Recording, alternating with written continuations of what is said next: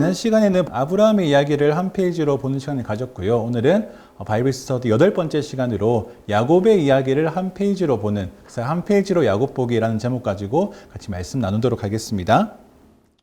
넘겨주실까요? 오늘 한 페이지로 야곱 보기에서 이 한 페이지 안에 야곱의 어떤 인생들을 여러 가지 어떤 의미를 좀 바라보도록 하겠습니다. 근데 사실 우리가 야곱의 진짜 실질적인 이야기가 어디서부터 시작되냐고 보면 여러분 읽어보면 아시겠지만 27장부터입니다. 27장이 야곱과 에서가 더 본격적으로 갈등하면서 이렇게 흩어지는 장면 27장부터 시작되는데, 근데 야곱의 이야기는 25장부터 시작되는 것입니다. 왜냐하면 창세기 25장 19절에 아브라함의 아들 이삭에 대한 기록은 이러합니다 라고 말씀이 있습니다. 보여주시겠어요?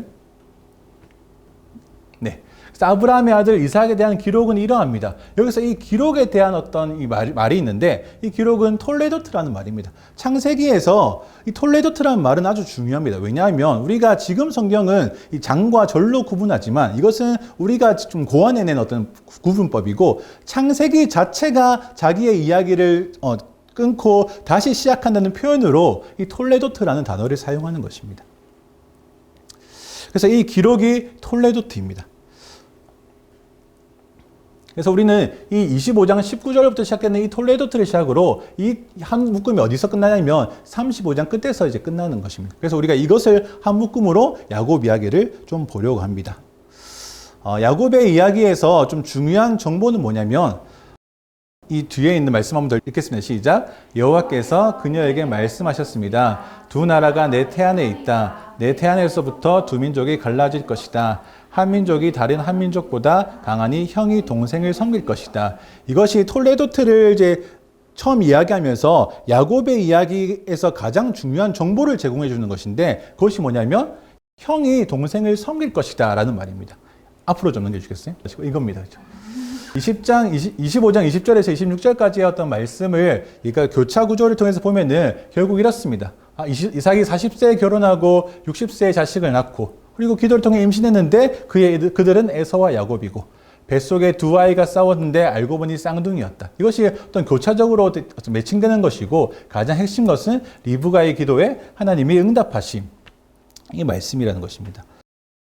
그래서 이 두 민족이 있는데 아우가 형을 섬길 것이다. 둘째가 하나님께서 선택한 자다라는 어떤 그 말씀입니다. 그것이 이 뒤의 이야기를 다 이어갑니다. 그래서 결국 야곱이 어떻게 하나님으로부터 선택을 받아서 형인 에서를 제치고 그가 선택받은 자가 되는가, 그 이야기를 계속 보여주는 것이 뭐냐면 야곱 이야기입니다. 그래서 야곱은 우리가 어떤 관점으로 볼 것이냐면, 야곱의 이름, 이 너무너무 중요한데 그 이름 따라서 살아가던 야곱의 삶이 어떻게 바뀌고 있는가, 야곱의 이름의 변천사라는 큰 주제를 가지고 이스라엘로 결국 이름이 바뀌는 그 장면까지 나아가는데, 야곱이 어떻게 그의 인생을 살아가는지를 우리가 보는 것입니다. 이제 보겠습니다. 에서와 두 민족, 에서와 야곱이 있습니다. 이 두 민족 중에서 이 복을 타고나는 사람은 누구냐면 이 에서입니다. 그런데 하나님께서 둘째를 선택하신다. 이것은 창세기에서 사실은 자주 나오는 이야기입니다. 뭐냐면 여러분, 창세기에서 우리가 보다 보면 알겠지만 복을 타고나는 사람은 첫째 장자들입니다. 하지만 계속해서 창세기를 보다 보면 가인과 아벨 중에서 누가 더 하나님께 합한 자였습니까? 둘째 아벨이었습니다. 이스마엘과 이삭 중에서 누가 더 하나님의 뜻이었습니까? 둘째 이삭이었습니다. 그러니까 이 둘째를 선택하는 이 하나님의 어떤 주권, 이 하나님의 어떤 그 인도하심은 하나님께서 이 언약을 이루어 가시는데 완전히 주도권을 가지고 있다는 것입니다. 인간이 개인적으로, 인간이 어떤 관습적으로 첫째가 복을 가지는 자야 라고 생각했던 그것에 하나님은 상관없이 둘째를 들어서 사용하신다는 것은 하나님의 이 주도하심, 역사를 보여주는 한 장면입니다. 그렇다고 이 야곱이 하나님께서 보시기에 너무 마음이 아파할 만큼 올바른 삶을 살았는가 했을 때 그렇지 않습니다. 에서나 야곱이나 사실은 거의 비등비등한 수준으로 하나님 앞에서 못난 모습을 자주 보입니다. 에서는 타고난 복을 제대로 잡지 못해서 오히려 그것을 경솔하게 버리는 자로 계속 나오고, 야곱은 그 자기가 타고나지 못한 복을 어떻게든 쟁취하기 위해서 속이고 싸우고 갈등하고 경쟁하는 자로 나옵니다. 에서는 자기의 받은 복을 발로 뻥 차버리는 자지만, 야곱은 어떻다? 자기가 없는 복을 차지하기 위해서 무슨 짓이라도 하는 자로 계속 나온다는 것입니다. 이렇게 에서와 야곱은 계속 형편없는 자의 모습으로 나옵니다. 하지만 하나님께서 그들의 형편없음과 상관없이 하나님의 뜻이 하나님의 때에 이루어지는데 합당하게 그 모든 일들을 이루어 가신다는 것입니다. 이것이 25장에 나오는 첫 번째 어떤 주제입니다. 하나는 야곱과 에서가 태어났는데 하나님께서 주도하셔서 둘째를 선택하실 것이다. 근데 이 둘 다 고만고만한 자야. 에서는 복을 차버리는 자고 야곱은 복을 얻기 위해서 하면 자기 힘으로 무슨 짓이든 하는 자다. 이 사건을 아주 잘 보여주는 것이 뭐냐면 그 붉은 죽을 쑤어서 에서에게 먹이고 장작권을 팔라고 속였던 그 장면입니다. 에서가 사냥을 나가서 배가 고픈 그것을 이용해서 야곱이 죽을 쑤어주죠. 근데 에서가 그걸 좀 달라고 하니까 뭐라고 합니까? 어떻게 맨입으로 주냐? 너 가진 거 있지 않냐? 그 장작권 내게 팔아라 라고 이야기합니다. 이 말을 듣고 사실 에서는 화를 내든지 안 먹고 말지 라고 해야 될 것 같은데 너무 자연스럽게 지금 배가 고픈데 그 장작권이 나에게 무슨 소용이냐 하면서 먹어버립니다. 말씀 읽겠습니다. 시작. 에서는 먹고 마신 후 일어나 가버렸습니다. 이처럼 에서는 자기 장작권을 소홀히 여겼습니다. 그 야곱의 속임에 에서는 어떻게 합니까? 먹고 마시고 일어나서 가버립니다. 계속 원어로 보면 동사를 아주 간단하게 먹었다, 마셨다, 일어났다, 가버렸다. 이것은 어떤 히브리적인 표현인데 아무런 어떤 고민과 아무런 어떤 생각 없이 그대로 충동적으로 몸이 원하는 바 그대로 행동했다는 것입니다. 그것도 약간의 주저함도 없이 바로 이렇게 급진적으로 했다는 것입니다. 에서는 야곱이 장작권 팔아야 이거 준다는 말에 당연히 주고 말지 먹고 마시고 일어나서 가버렸단 말입니다. 그러면 장작권이라는 것이 이 팥죽 붉은 죽 하나에 사고 팔리는 그런 사실 성격이 아닙니다. 내가 너에게 장작권 주겠다고 장작권이 주어지는 것도 아닙니다. 나한테 장작권 준다고 했어? 라고 좋아해도 장작권을 받은 게 아니란 말입니다. 실질적인 효력이 하나도 없는 사건입니다. 이 사건에서 야곱은 얻은 것이 아무것도 없습니다. 하지만 반면에 에서는 잃은 것이 많습니다. 왜냐하면 하나님께서 그들의 말을 다 듣고 계시다는 것을 에서는 알았는지 몰랐는지 아무 상관없이 그대로 말을 해버리고 말에 따라서 행동해버립니다. 하나님 분명히 그것을 다 듣고 계시면서 에서는 자기 장작권을 굉장히 소홀히 여겼다. 가볍게 여겼다라고 이야기합니다. 이것이 25장의 첫 내용입니다. 에서와 야곱을 소개하고 에서와 야곱 둘 다 비등비등하게 자기의 복을 위해서라면 하는 자다. 에서는 자기 복을 버리는 자고 야곱은 자기 복을 차지하기 위해서 무슨 짓을 하는 자다. 그것을 가장 전형적으로 보여주는 것이 에서를 속이다는 것입니다. 팥죽 한 그릇에. 이것을 저는 이름 붙이기를 야곱이 이름값을 한다라고 붙였습니다. 왜냐하면 야곱이 태어날 때 어떻게 나옵니까? 뱃속에서 막 싸우다가 자기 형 에서의 이 뒤꿈치를 잡고 이렇게 나옵니다. 이게 무슨 말입니까? 야곱이 어떻게든지 내가 먼저 태어나서 내가 먼저 복을 잡아보겠다. 내가 장자가 되어보겠다는 것이 뱃속에서부터 이미 그 경쟁이 시작되는 것입니다. 하지만 어떤 순서가 잘 안 되었는지 에서가 먼저 튀어나가려고 하죠. 에서를 발을 잡아 끌어서 내가 먼저 나가겠다. 어떤 그런 표현이죠. 그래서 이 야곱이 발꿈치를 잡다는 표현도 있지만 야곱이 살아가면서 이 말이 뭐냐면 속이는 자. 그런 의미입니다. 야곱의 이름 뜻은 속이는 자란 말입니다. 그래서 야곱은 이름값을 하는 사람입니다. 계속 속이는 자입니다. 이것이 25장의 첫 번째 내용입니다. 이름값을 하다. 26장은 뭐냐면 에서와 야곱 이야기가 사실 잠시 아니고 이삭 이야기입니다. 이삭이 그랄 가서 아비멜렉한테 그 동네한테 자기 아내를 또 여동생이라 속이는 장면. 근데 여기서 하나님께서 간섭하시기도 전에 그 아비멜렉 왕이 이삭과 리브가가 서로 껴안고 있는 것을 보면서 바로 나가서 너 왜 부부인데 동생이라 하니? 그러지 마. 그러면서 재물을 주고 왕이 먼저 리브가를 건드리지 못하도록 조치를 취합니다. 그래서 이삭은 편하게 그 땅에 살면서 땅에서 100배의 소산을 얻어서 부자가 됩니다. 그리고 그 뒤에 어떤 우물을 양보하고 우물을 파는 사건들을 통해서 하나님께서 그 사막 한가운데서 계속 물을 주시는 은혜를 누리는. 그래서 26장은 이 복된 자로서, 복된 계보에 있는 자가 하나님께서 얼마나 관심 가지시고 얼마나 많은 복을 주시는지를 잘 드러내는 그 장면입니다. 복된 자가, 복된 계보에 서 있는 자가 얼마나 큰 복을 받는가. 이게 26장의 전체 내용인데, 근데 아이러니하게도, 아니면 의미심장하게도 이 마지막에 무슨 내용이 있냐면, 에서가 결혼했다라고 나옵니다. 읽어보겠습니다. 시작. 에서는 30세의 햇사람 브에리의 딸 유디카 햇사람의 엘론의 딸 바스맛을 아내로 맞이했습니다. 이 두 여자는 이 사고가 리브가의 근심이 되었습니다. 뭐가 좀 이상한 거죠. 이 두 여자는 이삭과 리브가의 근심이 되었습니다. 앞서 26장 1절부터 33절까지는 복된 계보에 있는 자, 그 자가 하나님께서 얼마나 많은 복을 받는가를 계속 이삭의 삶을 통해서 보여주시는데, 맨 마지막 끄트머리에 뭐가 있냐면 에서는 결혼을 했어. 누구랑? 가나안 어떤 이방 족속이랑. 그것도 2번이나. 2명이랑 동시에 결혼했습니다. 그래서 이 두 여자, 이 두 며느리가 이삭과 리브가에게 근심거리가 됐다. 지금 이삭은 가만히 있어서 자기 족속들하고 결혼하면 그 장자가 당연히 돼서 어떤 계보에 포함될 수도 있는 가능성을 가진 자인데, 자기 스스로 이방역 족속들하고 결혼을 함으로써 자기에게 굴러온 복을 어떻게든지 내가 발로 차보겠다. 내가 받을 복을 어떻게든지 내가 가볍게 여겨보겠다라고 결심이나 한 듯이 이렇게 살아갑니다. 이것이 26장의 내용입니다. 복의 통로에 속한 자의 삶을 보여주면서, 근데 에서가 왜 탈락했는가? 그렇죠. 에서를 속일 때 너무 가볍게 여겼다. 이것이 첫 번째 이유고, 가나안 여자들과 결혼했다. 이것이 두 번째 이유입니다. 에서는 더 이상 어떤 회복 불가능한 상태에 빠져버립니다. 그리고 27장은 무슨 내용입니까?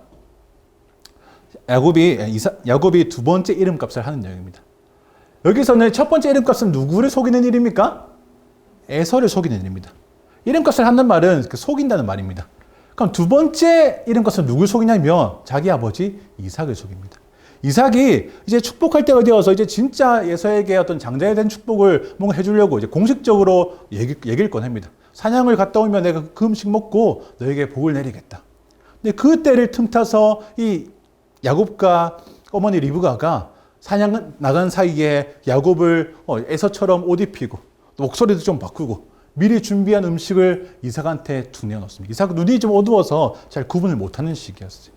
그래서 뭔가 이상해서 찜찜하지만 그래도 뭐 그렇게 누가 나를 속이겠거니 하면서 바로 머리에 손을 얹고 축복을 해버립니다. 그래서 진짜 이것은 이삭을 속이는 이 사건은 진짜 야곱이 복을 쟁취한 사건입니다. 이때는 야곱이 그냥 말로만 기분 좋았지 실효는 없는 것이었는데, 이때는 진짜 실제적인 효력이 생기는 복을 받게 된 것입니다. 좋았습니다. 하지만 이 이름값을 해서 받은 이 복은 사실 그대로 자기에게 어떤 대가를 치르게 합니다. 에서도 복에 장자된 권리를 가볍게 여기는 대가를 치릅니다. 그죠? 뭡니까? 빼앗기는 것입니다. 에서가 돌아와서 야곱이 그렇게 빼앗아갔다는 것을 보면서 울며 불며 이삭한테 매달리지만 이삭은 늦었어 라고 이야기합니다. 에서가 장자권을 가볍게 여긴 그 대가는 너무 컸습니다.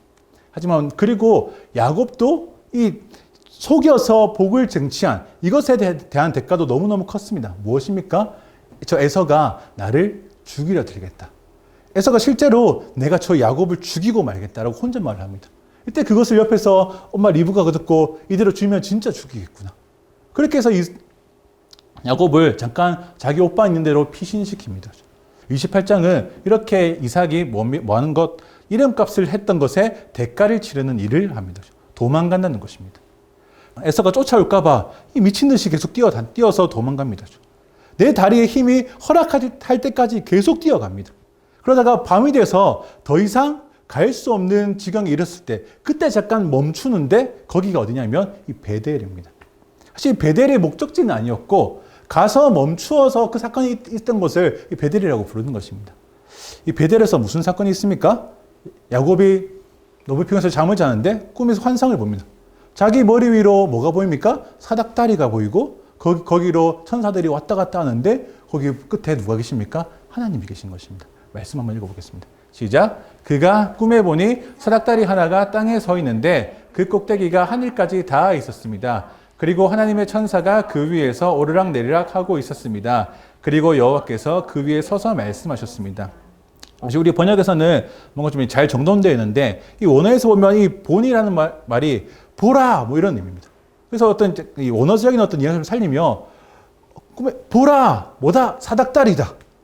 보라 하나님의 천사다. 보라 여호와 본인께서 계신다. 그렇게 되어 있습니다. 중요한 건 뭐다? 사닥다리와 천사와 여호와 하나님. 이 꿈이 나중에 예수님이 자기를 나다나엘한테 설명해 주시면서 야곱의 이 꿈을 한번 언급하십니다. 한번 말씀 보겠습니다. 요한복음 1장 51절 읽겠습니다. 시작. 그리고 예수께서 덧붙여 말씀하셨습니다. 내가 진실로 진실로 너희에게 말한다. 너희는 하늘이 열리고 하나님의 천사들이 인자 위에서 오르락내리락 하는 것을 보게 될 것이다. 아까 야곱의 꿈에서 야곱의 머리 위로 사닥다리가 생기고 거기로 천사들이 왔다 갔다 하는데 그 끝에 뭐가 있다? 하나님이 계시다. 이 사닥다리는 그러면 하늘과 땅을 연결하고 이 죄인된 어떤 이 야곱과 하나님을 연결하는 어떤 그런 이제 중간 다리 역할을 하는 것입니다. 근데 그 다리가 지금 누구다? 예수님이 스스로 내가 그 다리 역할을 하는 자다. 하나님의 천사들이 인자 위에 예수님 위에서 오르락내리락 하는 것. 예수님께서 이 죄인된 인간과 그 하나님 사이에 어떤 그 교류를 다시금 만드는 그 사닥다리로 오셨다. 다시 그 하나님과 인간 사이에 중보자로 오셨다라는 것을 이 야곱의 이야기를 통해서 보여준다는 겁니다. 그래서 이 베델에서 있었던 이 환상은 야곱한테 너무너무 큰 일이었습니다. 그 환상 자체도 너무 놀라운 것이었지만 하나님을 내가 보게 되다니, 천사가 왔다 갔다 하는 것을 내가 보게 되다니, 감히 나에게 말씀을 던지시다니. 근데 그 말씀이 이 야곱의 인생을 완전 좀 바꾸는 아주 중요한 말씀입니다. 읽어보겠습니다. 시작. 나는 여호와 곧 내 조상 아브라함의 하나님 이삭의 하나님이다. 내가 누운 땅을 내가 너와 내 자손에게 주겠다. 내 자손이 땅의 티끌과 같이 돼서 동서남북으로 퍼지게 될 것이다. 너와 내 자손을 통해 이 땅의 모든 족속들이 복을 받게 될 것이다. 내가 너와 함께 있을 것이며 내가 어디로 가는지 너를 지켜주겠다. 그리고 너를 이 땅으로 다시 데리고 오겠다. 내가 내게 약속한 것을 다 이룰 때까지 너를 떠나지 않겠다. 지금 야곱에게 하나님께서 나는 아브라함의 하나님, 이삭의 하나님이다 라고까지 얘기합니다. 그렇게 언약을 신실하게 이어오던 나 여호와 하나님이 너에게 지금 말한다. 그들의 언약을 너를 통해서 이뤄갈 것이다. 그리고 너 지금 도망가는 것이지만 지금부터 내가 너와 함께 할 테니까 두려워하지 말라. 너를 이 베델로 다시 네가 올 때까지 내가 너를 떠나지 않겠다라고 아주 강력하게 말씀하시고 약속하십니다. 이 말을 들은 야곱이 어떻게 됩니까? 너무너무 기분이 좋았겠죠. 이제 정말 그 하나님이 내가 어떻게 다르게 거부할 수도 없을 만큼, 내가 의심할 수도 없을 만큼 생생한 그 환상과 꿈으로 나에게 말씀해 주시는 이 장면을 경험하고 야곱이 완전히 달라집니다. 그게 어디냐면 이 다음 장인 29장 1절입니다. 읽어보겠습니다. 시작. 그 후 야곱은 여행을 계속해서 동방 사람들의 땅에 도착했습니다. 지금 베델에서 두려움 속에서를 피해서 도망가던 야곱입니다. 그죠? 그가 지금 베델에서 하나님 만난 다음에 지금 어떻게 하고 있습니까? 성경 어떻게 얘기합니까? 야곱이 뭐 하고 있다? 여행을 계속하고 있다. 그럼 이게 여행입니까 지금? 에서가 진짜 죽일까봐 그 목숨을 걸고 걸음 하나 살려라 하면서 뛰어왔던 이 과정인데 지금 베델에서 말씀드린 이후에 지금 에서에 가는 거를 뭐라고 얘기합니까? 여행이라고 얘기합니다. 이건 약간 의역이 있습니다. 좀 더 원어적인 뉘앙스는 뭐냐면 이 야곱이 자기 발을 들어서 이렇게 출발했다 뭐 그런 의미입니다. 어떤 데는 보면 이 두 발을 들어서도 또 되어 있습니다. 이 두 발을 어떻게 듭니까, 여러분? 뭐 점프라든지 하여튼 발걸음이 굉장히 가볍다는 의미입니다. 이것이 어떤 히브리적인 표현으로 어떤 길을 떠났다, 여행을 시작했다 어떤 그런 의미를 가진 이제 히브리적 표현입니다. 그러니까 그 전까지는 이 베델에 들어가기 전까지는 이 걸음 하나 살려라 하면서 걸음이 멈출 때까지 해가 져서 더 이상 나갈 수 없을 때까지 그때까지 다리를 힘을 써서 달려왔던 이 야곱. 그래서 베델에서 그의 다리는 천근만근 무거웠을 것입니다. 잠 한숨 자면서 하나님한테 굉장한 큰 언약을 받고 약속을 받고 내가 너를 떠나지 않겠다라는 그 확신을 드는 순간부터 지금 야곱의 어떤 일정은 바뀐 것입니다. 베델에 가기까지 야곱은 에서로부터 도망친 일이었습니다. 하지만 베델에서 하나님을 만나고 있는 이후 야곱은 뭡니까? 더 이상 에서로부터 도망치는 것이 아니라 자기 삼촌네 집에 가서 아내를 구하는 그 사건으로 일로 바뀌게 됩니다. 이것이 29장 그 이후의 이야기입니다. 한번 보여주시겠어요? 네, 맞습니다. 그래서 29장에서 이 야곱은 뭔가 시작은 산뜻하게 가벼운 발걸음을 시작했지만 그 이후로는 그 라반 집에 도착해서는 뭔가 굉장히 고난스러운 삶이 시작됩니다. 네, 이때부터 여러분 야곱한테 약간 변화가 생깁니다. 그 전까지는 야곱이 어떤 삶이었습니까? 자기 이름값을 하는 삶이었습니다. 속이는 자. 자기 형 이삭을 자기 형 에서를 속이고 자기 아버지 이삭을 속여서 자기 얻고 싶었던 복을 쟁취하던 그 이름값을 하는 자였는데 이 라반의 집, 이 바다나람에 도착한 이후로부터 이 이삭은 이름값을 당하는 사람이 되었습니다. 이 표현이 맞는지 모르겠지만 제가 그렇게 만들었어요. 이름값을 당하다. 다르게 얘기하면 그 전까지는 이름값을 하는 속이는 자였다면 이제는 당하는 자, 속임을 당하는 자. 자꾸 삼촌 나를 속이는 거죠. 가서 누굴 보냐면 이 라헬을 봅니다. 우물가에서. 너무너무 한눈에 반했습니다. 그래서 가서 라헬을 주십시오. 그래. 뭐 못 줄 게 뭐 있냐. 대신 나를 위해서 7년간 일하자. 그럼 내가 라헬 줄게. 라고 약속을 합니다. 야곱은 철석까지 믿고 7년 일해서 결혼식을 합니다. 첫날 밤에 보니까 라헬이 아니고 레아가 앉아 있습니다. 삼촌한테 물었습니다. 지금 나를 왜 속였습니까? 삼촌이 뭐라고 합니까? 아니 첫째가 결혼 안 했는데 어떻게 둘째가 결혼하냐? 그러니까 7일만 더 있다가 다시 라헬과 결혼해라. 그리고 7년을 나를 위해 더 일하자. 이렇게 해서 이 14년을 야곱이 속아서 일을 하기 시작합니다. 이 일을 했다는 게 육체 노동을 엄청나게 했다는 것입니다. 그렇죠? 이때부터 이 라반의 어떤 속임 때문에 이 레아도 고통받고 라헬도 고통받고 또 누가 고통받습니까? 이 야곱도 고통받습니다. 야곱은 속아서 너무너무 몸이 힘듭니다. 밖에 나가서 너무너무 힘든 삶을 살아옵니다. 그렇다고 집에 오니까 어떻습니까? 레아와 라헬이 서로를 질투하고 서로를 경쟁하면서 야곱의 어떤 사랑을 독차지하기 위해서 부더디도 애를 쓰는 것을 봅니다. 그래서 지금 야곱은 이름값을 당하는 것이 두 개입니다. 하나는 야곱의 라반에게 속는 것, 본인이 속는 것. 두 번째는 뭐냐면 자기가 복을 쟁취하기 위해서 자기 형과 경쟁했던 그것이 그대로 그의 아내들한테서 보여집니다.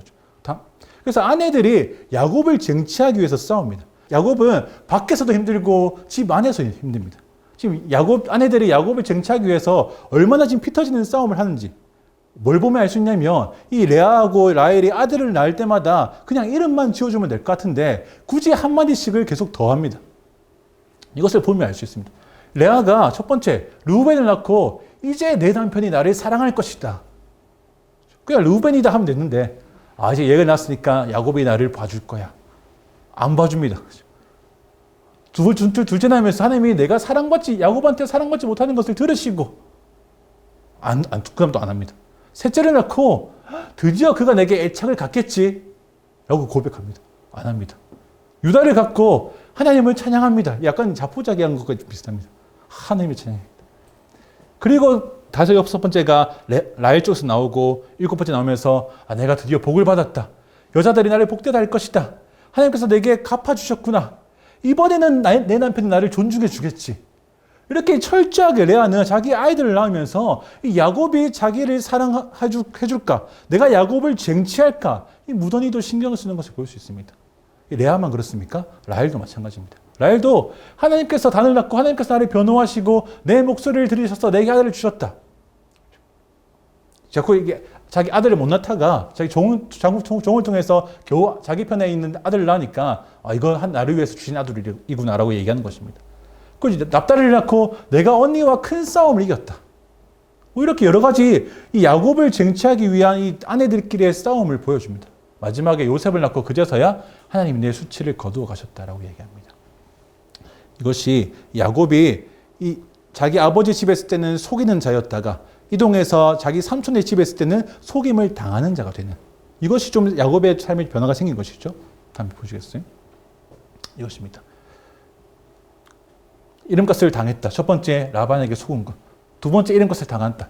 이 레아와 라헬이 자기가 에서에게 했던 그 쟁취하고자 하는 욕망과 정쟁을 이 두 아내가 하고 있는 것입니다. 그 다음부터 어떤 일이 일어나냐면 하나님께서 이 중요한 사건을 보여주는데 중요한 말씀을 하시는데 뭐냐면 30장 22절에 하나님께서 라헬을 기억하셨다라고 말씀합니다. 하나님께서 누구를 기억하셨다는 이 표현은 너무 중요합니다. 왜냐하면 사람이 누군가를 내가 누군가를 기억할 때 이건 그냥 기억하고 마는 것이지만 하나님께서 누구를 기억하셨다는 이 표현은 그 뒤에 하나님께서 분명히 상황을 역전시키는 그 구원의 은혜를 베풀어 주실 것이다 라는 것을 포함합니다. 홍수가 한창일 때 하나님께서 8장 1절에 노아를 기억하셨다. 그때부터 홍수가 물러가고 재창조가 시작되고 다시 노아가 땅에 내려오는 그 사건이 이어집니다. 출애굽기 2장 맨 마지막에 보면 노예로 살고 있는 이스라엘의 고통의 소리를 들으시고 하나님께서 아브라함과 이삭과 야곱과 한 언약을 기억하셨다라고 기록되어 있습니다. 그리고 그 다음에 무슨 일이 일어납니까? 모세가 부름받습니다. 이처럼 라헬을 기억하셨다는 이 말 뒤에 어떤 것을 보여주냐면 요셉이 태어나고 그리고 이것이 야곱에게 어떤 변화를 주냐면 내가 고향으로 돌아가야겠다라고 생각하는 그 빌미가 됩니다.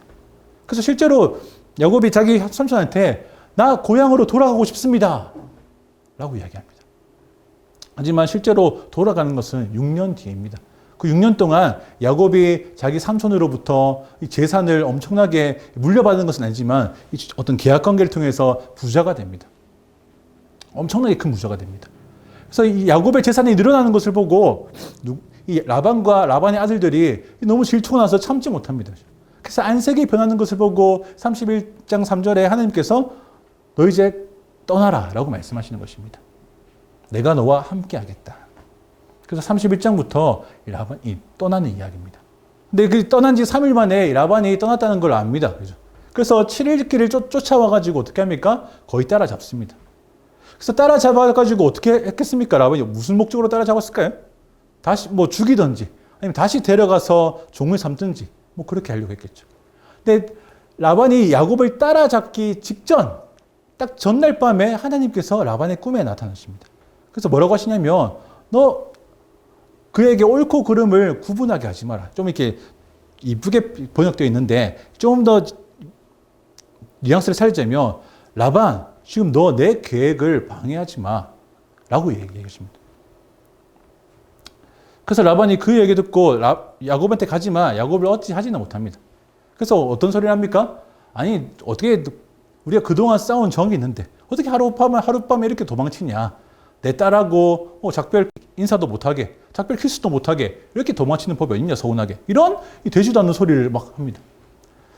그러다가 야곱을 그래도 좀 올가매고 싶어서 내가 우리 집에 드라빔이 없어졌는데 네가 훔쳐갔지. 또 왜 훔쳐갔어? 라고 얘기합니다. 이때 야곱은 이것은 지금 처음 듣는 얘기거든요. 나는 훔쳐가지 않았습니다. 한번 다 뒤져보십시오. 있으면 가져가 보십시오. 근데 사실 누가 가져갔습니까? 라헬이 훔쳐왔습니다. 어쨌든 라반이 찾다가 못 찾습니다. 그래서 야곱은 의기양양하게 난 갈 길 가겠다 라고 합니다. 그래서 그 사이에 라반이 돌무덤으로 줄 하나 그었고 너 여기 넘어오지 마. 나도 넘어가지 않을게. 우리 관계는 여기서 끝내자 하고 깔끔하게 정리가 됩니다. 이때 여러분 야곱이 조금 바뀌었다는 것을 또 아셔야 됩니다. 라반에서 도망칠 때 이름값과 반대된다라고 제가 적었는데 무슨 말이냐면 그동안 계속 속이는 자 그리고 속임을 당하는 자였다가 처음으로 지금 야곱이 나는 결백하다. 난 속이지 않았다. 라고 라반한테 얘기합니다. 사실입니까? 아닙니까? 사실입니다. 그렇죠? 비록 라헬을 훔쳤지만 야곱 입장에서는 난 명백하게 결백한다. 야곱의 이름이 좀 바뀌는 중입니다. 그렇죠? 속이는 자였다가 속임을 당하는 자였다가 이제 결백까지 하게 되는. 그래서 31장에서 이제 라반, 이 바다다라마에서의 어떤 일이 완전히 이렇게 매듭지어서 끝나버립니다. 32장은 뭐냐면 다시 누구한테로 가는 일입니까? 에사한테로 가는 일입니다. 그래서 이 에사한테로 가는 순간 이 야곱 안에 다시 불안감과 두려움이 막 물밀듯이 일어났습니다. 그동안은 좀 잊고 살았는데 내가 지금 여기 도망친 이유가 뭐다? 에서가 날 죽일까 봐 두려워서 도망친 거였다. 근데 다시 에서한테 가까이 갈수록 그것이 막 일어나기 시작한 것입니다. 그래서 야곱이 꼼수를 씁니다. 내가 좀 거기를 가고 있다는 소식이 이 에서가 전해지니까 에서가 어떻게 합니까? 400명의 군사를 데리고 나를 마중오고 있다는 소식을 듣습니다. 야곱이 덜컥 두려움이 더 커졌겠죠. 그래서 어떤 꿈을 씁니까? 읽어보겠습니다. 시작. 그는 만약 에서 형이 와서 한 무리를 공격하면 남은 진영을 달아넣도록 해야겠다라고 생각했습니다. 무슨 말이냐면 이 400명의 군사가 와서 맨 앞에 있는 사람들 막 칠 때 남은 사람들은 빨리 도망가야겠다. 그런 의미를 한 것입니다. 그래서 맨 앞에는 뭘 놔둡니까? 맨 앞에는 어떤 재물이나 어떤 가축이나 이런 것들 놔둡니다. 근데 자기 가족들도 순서를 세워서 이렇게 가는데 어떤 순서로 가냐면 야곱이 생각했을 때 가장 중요하지 않은 인물부터, 야곱이 생각했을 때 좀 죽어도 괜찮다는 인물부터, 그래서 여종과 그의 애들, 그리고 레아와 그 애들, 그리고 라헬과 요셉, 그리고 자기는 어디에? 맨 마지막에. 그래서 다 나는 어떻게든 도망가게. 그러다가 앞에 사람들 다 보내고 이 야곱이 혼자서 야복강가를 지나다가 또 잠깐 이렇게 쉽니다. 두려움에 휩싸여서 이렇게 계속 그 안에서 여러 가지 고뇌와 고민을 합니다. 그 밤이 되었는데 어떤 사람이 자기한테 와서 뭘 겁니까? 씨름을 겁니다. 야곱이 뭐 합니까? 그 사람하고 밤새도록 씨름합니다. 이것이 우리나라 성에서는 씨름이지만 뭐 삿발을 메고 뭐 이렇게 했다는 건 아니고 그러니까 어떤 힘겨루기를 했다. 싸움을 했다는 것입니다. 말씀 한번 읽어보겠습니다. 시작. 그리고 야곱은 혼자 남아있는데 어떤 사람이 나타나 동틀 때까지 야곱과 씨름을 했습니다. 여기서 어떤 사람입니다. 여기 어떤 사람 누군지 우리는 압니다. 누굽니까? 하나님이십니다. 그죠? 근데 이것을 우리가 이 뒷 이야기를 알기 때문에 하나님하고 씨름하고 있구나를 아는 것이고, 여러분 야곱의 입장에서 한번 생각해 보십시오. 지금 에서가 언제라도 나를 덮쳐도 이상하지 않을 그 상황이, 난 지금 혼자 있고 지금 밤이 돼서 어두컴컴합니다. 근데 자기 신분이나 이름도 밝히지 않는 어떤 사람이 갑자기 나를 와가지고 막 씨름을 하고 있습니다. 야곱은 이 사람 누구라고 생각했을까요? 하나님이라고 바로 생각할 수 있었을까요? 아니었을 것입니다. 아마도 뭐 모르긴 몰라도 이 에서가 보낸 자객이 아니었을까? 아니면 다른 어떤 뭐 공격자들이나. 지금 야곱은 내가 여기에서 이 사람한테 지면 어떻게 진짜 말짱 끝이다. 죽을 힘을 향해서 싸웁니다. 실제로 야곱은 이 괴력의 소유자였습니다. 아까 말하진 않았지만 라헬 처음 만날 때 우물가에서 야곱이 뭐였냐면 그 우물의 어떤 입구에 커다란 돌이 있었는데 그 돌을 움직여야 우물에 물을 펄 수 있었습니다. 근데 그 돌은 보통은 2-3명이 함께 움직이는 아주 무겁고 큰 돌입니다. 근데 지금 29장에서는 어떻게 하냐면 야곱이 혼자서 그 돌을 들어서 옮깁니다. 이 보통 사람 이상의 괴력을 가지고 있다는 것입니다.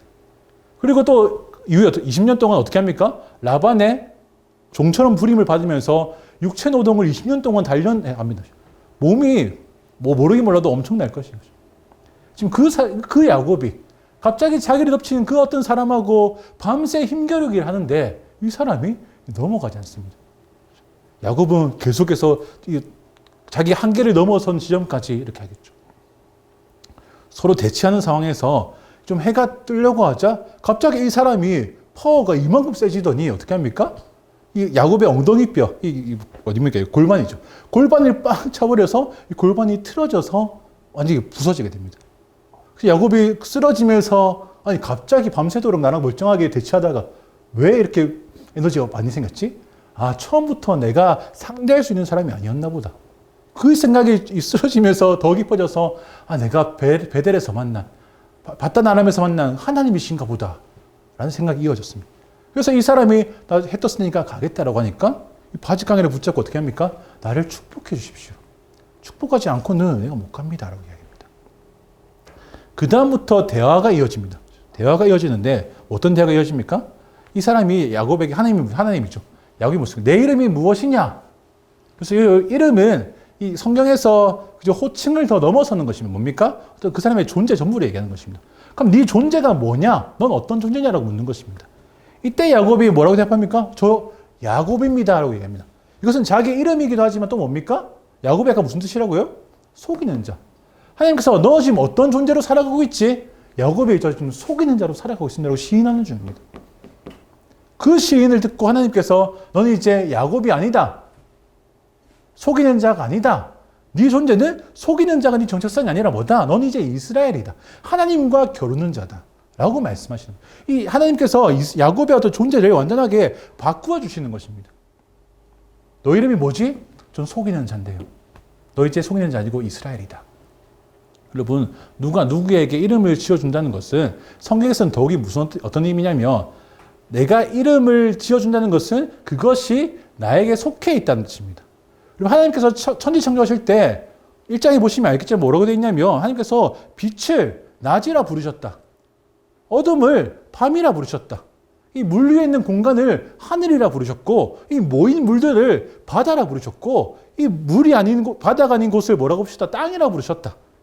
하나님께서 하나하나의 이름을 다 붙여주셨다는 것입니다. 이 말은 뭡니까? 이 온 천지가 하나님께 속해 있다는 말이죠. 그것처럼 하나님께서 넌 이제 너 스스로 뭔가를 쟁취하기 위해서 애쓰고 네 힘을 과신해서 이렇게 뭔가를 애쓰기 위해서 살아가는 또 그것으로 복을 얻으려고 하지만 실제로는 그것으로 복을 얻을 수 없는 자다. 너는 내게 속한 자로 나와 겨루어서 이 나와의 관계를 통해서 모든 것을 얻을 수 있는 자다라는 것입니다. 여러분 이것에서 야곱이 지금 어떤 상태인지 보셔야 됩니다. 여러분 나는 야곱입니다. 야곱의 삶을 살아야 할 때 야곱 어떻습니까? 아까 얘기했지만 괴력의 소유자. 20년 동안 자기의 어떤 힘과 육체를 믿으면서 살아왔던 사람. 근데 이 사람이 지금 하나님 만나서 어떻게 됩니까? 골반이 무너져서 절뚝거리는 사람이 됩니다. 그 뒤에서 야곱이 절뚝거리면서 다닙니다. 더 이상 자기의 어떤 힘과 자기의 에너지와 자기의 어떤 그것을 신뢰할 수 없고 힘쓸 수 없는 상태가 되자 존재를 바꿔주시는 것입니다. 넌 이제 나만 바라봐야 되는 자다. 네 힘 과신하지 말고 나와 대화하고 나에게 구하고 나와 겨루어서 네가 복을 얻는 자다라는 것입니다.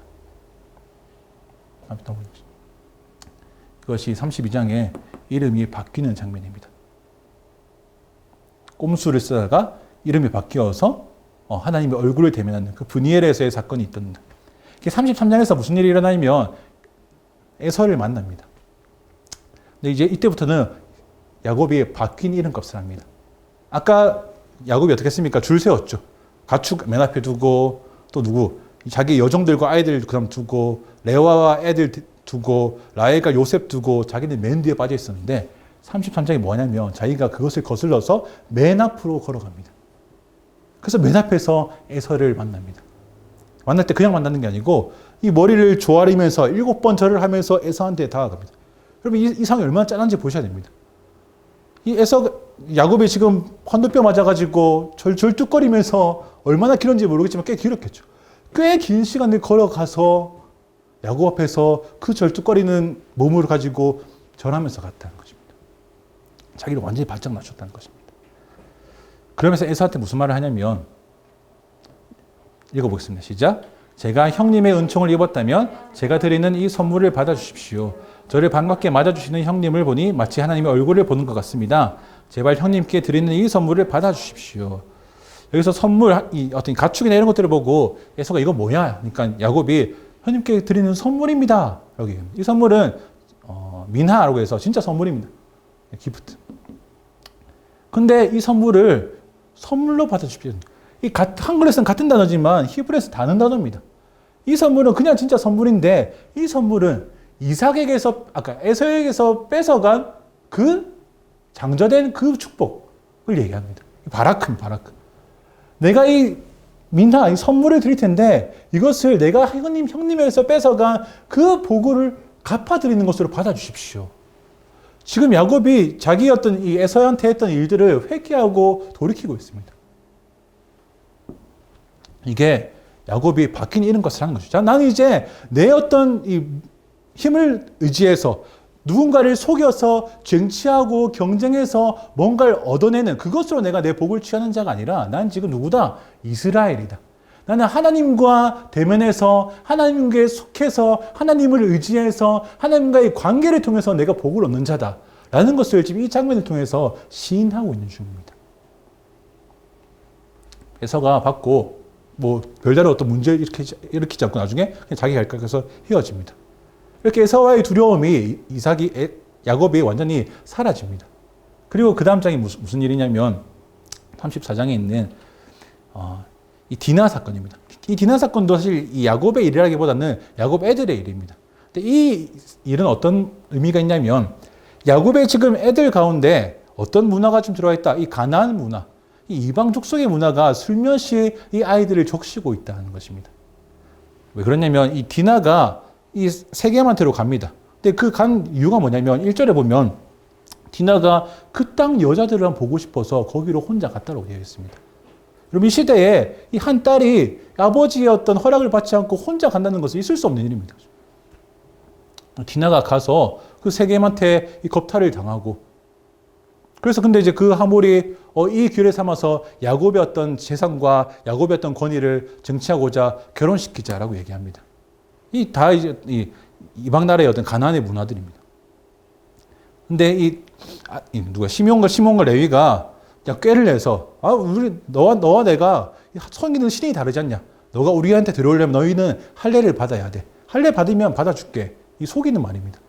그래서 이 하몰과 세겜이 그렇게 합니다. 그거 하면 내가 야곱을 내가 차지할 수 있겠구나. 야곱의 재산과 권력을 내가 내 것으로 만들겠구나.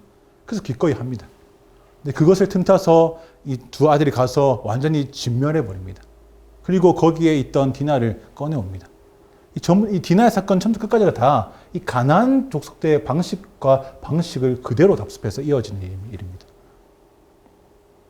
이 일을 보고 야곱이 어떻게 생각하냐면 두려워하기 시작합니다. 지금 너희가 그렇게 일을 처리해서 지금 여기 있는 족속들이 나를 하찮게 여기고 나를 상대해주지 않고 나를 공격하면 어떻게 하려고? 지금 에서한테 있던 두려움이 해결되니까 지금 야곱 안에 어떤 두려움이 있으니까 세상을 향한 두려움으로 가득 채워지게 됩니다. 한 개인에 대한 두려움이 사라지니까 곧장 야곱이 그대로 형통한 것이 아니고 세상을 두려워하기 시작하는 것입니다. 뭘 인해서? 자기 자식들 안에 들어온 어떤 세상 문화를 통해서. 그래서 정신 못 차리고 있으니까 하나님께서 야곱을 부르십니다. 야곱아, 너 지금 거기서 그러고 있지 말고 어디로 와? 베델로 와라. 그러니까 야곱이 정신 차리고 베델로 다시 가야겠다. 내가 여기서 에서로부터의 두려움을 내가 해결하고 다시 내가 새로운 삶을 살았지. 그리고 다시 내가 여기로 돌아오는 것이 목적이었지. 그것을 망각한 채 그저 세상 가운데 두려움으로 가득 찼더니 야곱이 베델로 들어가서 뭐합니까? 이 자기의 이름이 뭔지 다시 재확인받습니다. 읽어보겠습니다. 시작. 하나님께서 야곱에게 말씀하셨습니다. 내 이름은 야곱이었으나 이제 더 이상 야곱이라 불리지 않을 것이다. 야곱은 이스라엘이라 불리게 됐습니다. 하나님께서 그에게 말씀하셨습니다. 나는 전능한 하나님이다. 너는 자식을 많이 낳고 번성하여 한 민족과 여러 민족들이 내게서 나올 것이며 왕들이 내 몸에서 나올 것이다. 내가 아브라함과 이삭에게 준 땅을 내게 주고 또한 내 자손에게 이 땅을 주겠다. 이 야곱이 이스라엘이라 이름이 바뀌었는데 여전히 약간 야곱으로 돌아가려는 그 시점, 세상을 두려워하고 세상과 다시 좀 잘 지내야 되나 이 고민하고 있을 때 하나님께서 다시 은혜의 자리를 부르셔가지고 넌 지금 누구야? 넌 야곱이 아니라 이스라엘이야. 너희 힘으로 어떤 세상의 방법으로 속이는 것으로 뭔가를 얻으려고 하는 것이 아니고 하나님께 속한 자인 줄 알아서 하나님과 관계하는 것으로 네 인생을 살아가야 될 자야. 너는 하나님께 속한 자다. 근데 그 하나님 어떤 분이다? 전능하신 하나님이다. 그래서 이것을 다시 야곱에게 재확인시켜줘서 그래서 이후로 다시 야곱이 이스라엘로 살아가는데 또한 은혜를 베푸시는 장면이 이 35장. 그리고 마지막에 라헬과 야곱이 죽는 것으로 끝이 납니다. 정리하겠습니다. 25장에서 35장까지 사실 꽤 긴 이야기입니다. 여러 가지 어떤 관점으로 볼 수 있지만 오늘 보고 싶었던 것은 뭡니까? 야곱의 이름이 어떻게 바뀌고 있는가였습니다. 참 야곱에서 태어나서 에서는 말할 것 없이 복을 버리는 자였고 야곱 속이는 자로 태어나서 이름값을 계속 하는 것입니다. 에서를 속여서 장자권을 받고 다시 이름값을 해서 이삭을 속여서 실제로 복을 받고 이름값의 대가를 받아서 도망치게 됩니다. 근데 그 죽음의 두려움에서 전환되는 것은 이 베델에서 하나님을 만나는 장면입니다. 그래서 이후로는 발걸음이 가벼워지는 것이죠. 그래서 29장에서는 이삭에게 두려움이 아니라 자기 이름값을 그대로 당하는 장면입니다. 자기가 이삭과 에서를 속였던 것처럼 라반에게 속고 자기가 에서와 경쟁해서 뭔가를 쟁취하려고 했던 삶이 자기 아내들을 통해서 그대로 보여집니다. 근데 점차 이런 과정을 거쳐서 야곱이 어떤 자가 됩니까? 나는 결백합니다. 속이지 않았습니다. 라고 말하는 자가 됩니다. 이렇게 바다나람에서 일이 끊어지고 다시 고향으로 돌아가려고 하니까 에서로부터의 두려움이 가득 찹니다. 그래서 자신이 야곱의 삶을 사는 것처럼 꼼수를 써서 자기가 가장 안전한 지역에 있는 것처럼 보입니다. 하지만 하나님을 만나고 그가 이름이 바뀌어버립니다. 너 이름이 뭐야? 너 어떤 존재야? 저 속이는 자인데요. 너 이제 속이는 자 아니야. 이스라엘이야. 하나님과 대면하는 자야. 제가 바뀐 이름값을 합니다. 그래서 예수를 만나서 모든 어떤 갈등을 해소합니다. 그렇게 잘 가는 줄 알았더니 다시 이스라엘이었던 야곱이 되는 순간이 도래합니다. 세상을 보고 세상을 두려워해서 다시 세상과 손잡고 세상의 방법으로 뭔가를 해야 되나? 그때 하나님께서 다시 은혜의 자리로 부르십니다. 너 그런 자 아니라고 다시 말해줄게. 너는 야곱, 속이는 자가 아니라 이스라엘, 하나님과 겨루어서 하나님께 속한 자다. 그럼 이것이 야곱의 어떤 전체 인생을 간단하게 본 것입니다. 이 야곱의 여러분 인생을 우리의 것으로 좀 삼을 수 있어야 되겠습니다. 야곱이 처음 계속 자기의 어떤 힘과 계획을 의지했던 자였지만 결국 그 대가는 굉장히 절망적인 것이었습니다.